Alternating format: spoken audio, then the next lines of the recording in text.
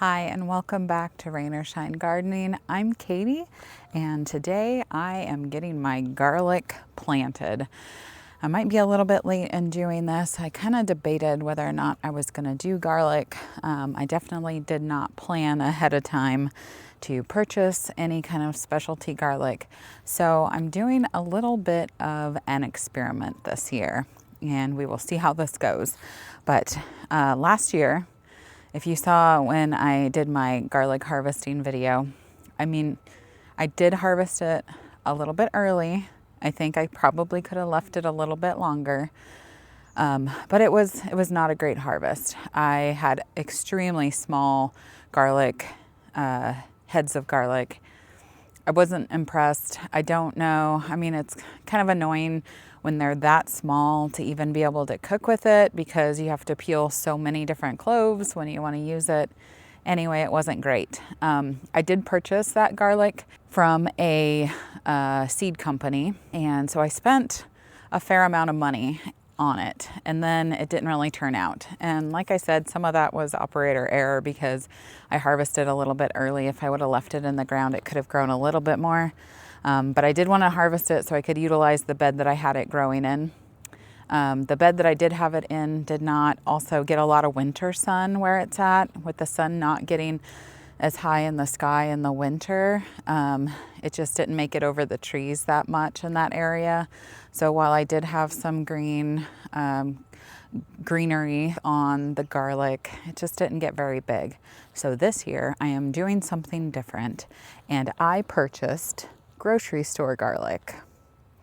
So I have talked to a couple different people, and there's kind of some mixed recommendations on using garlic that you buy from the grocery store. Some people have said that it can be sprayed with a growth inhibitor, which makes it not sprout, which is what you want, I guess, when you're buying it to cook with. You don't want it to start sprouting because you want to use the cloves in your cooking.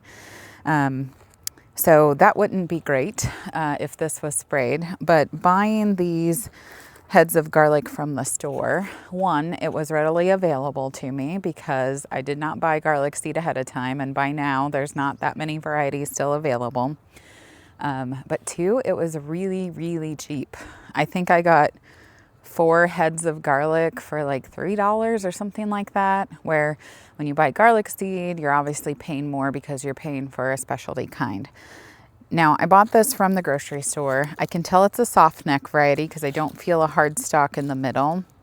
But I have no idea what variety this is. So this is me kind of doing an experiment to see, can I produce garlic that I want to use in my cooking and use year round by just purchasing some of these from a grocery store instead of from, one of those seed companies and paying a lot more. So we will see. This could be a complete flop. I might not get any of this to sprout, but I might also get a really good harvest, and I might just do this every year. So I'm not really into garlic like some people are. We use it in recipes here and there, but I'm not like over the top into garlic, and I'm not set on growing a bunch of different kinds or anything like that. So I'm going to see if this works for me this year. And if it does, I think this might be what I do from now on because it was super easy to get. Just went to the grocery store. I took a quick video of me picking some out. But what I looked for were the heads of garlic that had the largest cloves, because the larger the clove that you plant for a seed, the larger the head of garlic it's going to grow. So I did take a little bit of time and I kind of picked through, put some back, but I tried to pick out those that were the largest because I wanted to produce the largest garlic heads for me in my garden. So this is what I bought. I bought, let's see, 1, 2, 3, 4, 5, 6, 7, 8, 9, 10, 11 heads of garlic. And each of these I am going to peel. So what I'm going to do is pull away this kind of paper protecting outside shell, but I'm going to leave each clove wrapped in as much of the paper as possible. That helps protect it after I plant it in the ground. We do get a lot of rain here in Oregon, in Zone 8B in the Portland, Oregon area. And sometimes things like this can rot out if they get too wet. So what I'm going to do today is plant them in one of my raised beds in my raised vegetable garden. My soil level already dropped this year. It's pretty low. So even though I need to plant these, about 4 to 6 inches deep, I think what I'm going to do is plant it more on the surface of the current level of the dirt that's in this raised bed. And then I will be able to put more dirt on top. So I have a bunch of compost that I've been making in my compost bins. I have a couple raised beds that I need to empty. So I'm going to be reusing a lot of soil from other places in my garden. And because I'm going to be reusing a lot of soil that has already grown things in it, including this raised bed this year, I'm going to be using a lot of my bulb tone. And the reason that I use bulb tone as a fertilizer is because it's really made to grow the size of the bulb. So typically I use this when I plant my spring bulbs like tulips, daffodils, hyacinth, bluebells, things like that. But because my garlic is also a bulb, I am going to use my bulb tone when I'm planting this. Garlic is also a really heavy feeder, so I'm going to fertilize and put quite a bit of bulb tone in this bed when I plant, but I'm also going to need to continue to feed it. That's going to be really important as it's kind of growing throughout the season. Most of the time here in my zone, I will get some green shoots to grow kind of before the winter time actually starts. And then through the winter, those will kind of continue to grow a little bit. But then once the soil really starts warming up in the spring, I'll see those really shoot up. This is the bed where I grew my tomatoes. And I grew some cucumbers, I grew some peppers, things like that. And I know that took a lot of nutrients out of my soil. So I am going to fertilize today, and I'm going to get my garlic planted and cross my fingers and hope that this method works so I can get some garlic. If it doesn't work, I'll pull it out, put something different in here for next year. That is my plan for today. So my first step will be to kind of clear out and loosen up a little bit of the soil. I mostly cut things off when I cleaned up this bed earlier in the season. So I want to just make sure I'm getting any of those big root systems out so that my garlic has some nice soil to root into. I'm going to put down my bulb tone. I'm going to unwrap my garlic, get all of that planted in, and then I'll show you once I have the cloves laid out kind of what it looks like. And then I'm going to put some compost and some soil on top of that to kind of settle it in at the end. So let's get started.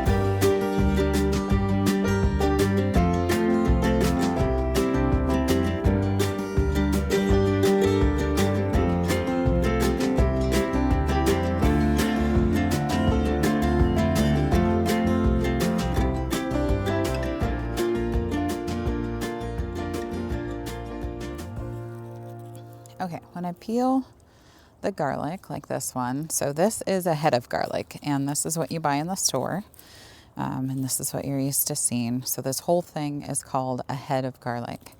And then each head contains cloves. And because this is a soft neck variety, I don't see any main stem there. This is pretty soft.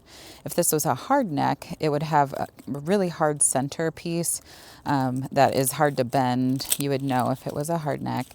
And that typically goes up into a flower, and before it flowers, it's a scape. And some people harvest garlic scapes and use those in cooking and eat those.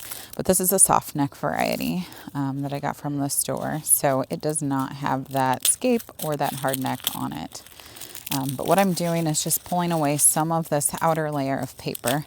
And I don't want to take all of it off because, like I mentioned, that protects the garlic down in the dirt and the soil, especially if it's extra rainy, like in my climate. And here I can just kind of get in between the cloves and pull it out. And this is what it's going to look like. And this is a clove. This is the seed. So just like when I'm planting other bulbs, I'm going to plant this bottom side where the roots come out, plant that down, and there's a little tip here on the top, and that's what I'm going to have come up because that's where the rest of the plant is going to grow up out of. So that's what it looks like. And what I'm doing now is just taking each one of these apart and I'm putting it in my box so that I can have my box to plant my seed. And some of the cloves toward the center of the garlic are actually pretty small. Let's see if I can find one like this one. It's not very big, it's pretty small, so it will probably produce a pretty small head. Here's a more extreme example. This one's really tiny, so I'm probably not even going to plant that one. I'm going to plant the bigger ones first and then see how many I have left over. But these around the outside of the head are typically the largest, and some of them are really big. Let's see if I can find, this one looks pretty big. This is one clove, this is one seed, and you can see how big it is. So that will probably produce a pretty big head of garlic. So that's a nice seed. Some of these are a little smaller, but I'm just going to continue to peel the rest of my garlic so I can get these all planted up.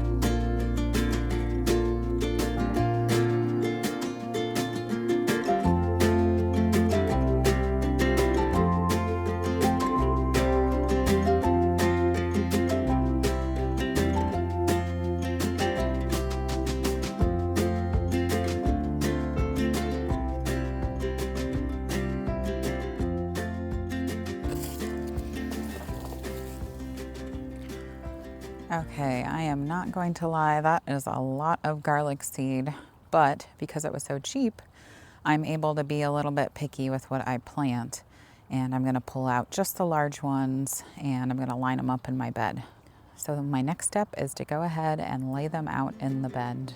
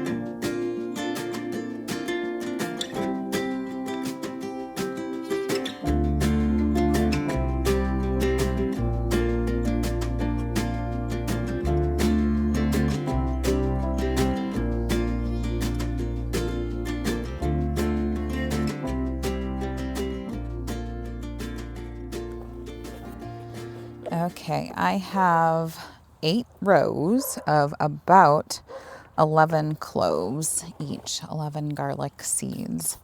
So I may end up with 88 heads of garlic. We will see. But my next step is to put my bulb tone in. So I want to make sure these are fertilized before I put more dirt in. So that is my next step.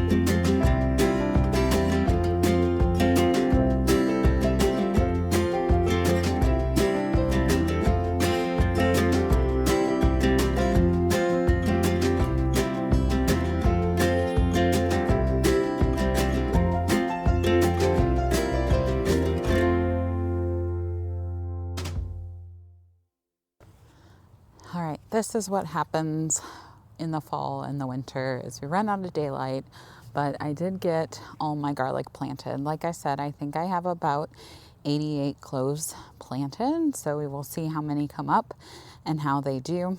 I did get a very shallow layer of soil put on top of my garlic, so tomorrow when I have more daylight or whenever I have free time, I will come out and put more soil on top. I do have a metal trellis that I used for some cucamelons and some tomatoes. And what I'm gonna do is go ahead and lay that on top of this bed. We do have problems with neighborhood cats. Every time I dig up a bed like this, they want to come in and dig in it also and utilize it as a litter box. So my tip for that is just use what you have, put something, some kind of obstacle down that gets in the way of the cats. And for me, that's a metal trellis that I have close by. I'm gonna put that on top so they don't dig around in it tonight. And then I'm gonna put more soil on this to top it off, but the planting is done. So our experiment will continue for this year. We'll see how my grocery store garlic does and determine if we're gonna do this again or if it was a flop. So rain or shine, I will see you next time.